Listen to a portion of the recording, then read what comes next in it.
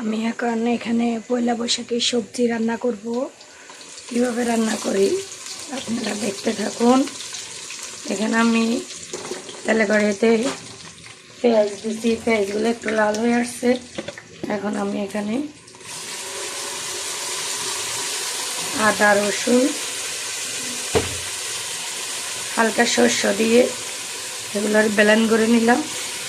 এখন এগুলোর একটু কষাবো। এগুলো হলুদের গুঁড়া, এগুলো মরিচের গুঁড়া, স্বাদ মতো লবণ দিয়ে দিব।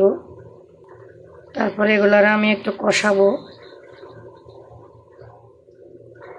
আসসালামু আলাইকুম, স্বপ্না ডেইলি ব্লগে আপনাদেরকে স্বাগতম। পয়লা বৈশাখী উপলক্ষে আমি 30-35 পদের সবজি নিছি। ওগুলো এখন আমি এখানে রান্না করব। এই যে সবজিগুলা দেখছেন, অনেকগুলো সবজি, এখানে 5 কেজি আমি রান্না করব সবাইকে দেওয়ানোর জন্য। এগুলো কষানো হয়ে গেছে, আমি সবজিগুলো দিয়ে দিব। বিসমিল্লাহ। আজান দিয়ে দিচ্ছে রান্না করতে করতে। এই তো আমি এখন নেড়ে চেড়ে করে ডেকে দিব। মাশাআল্লাহ, দেখেন কালারটা, দেখেন আমার রান্নাটা কমপ্লিট হয়ে গেছে। এই তো একটু নিচ্ছি খাওয়ার জন্য। ওহ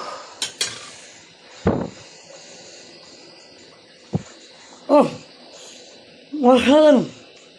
তুলো নাও না।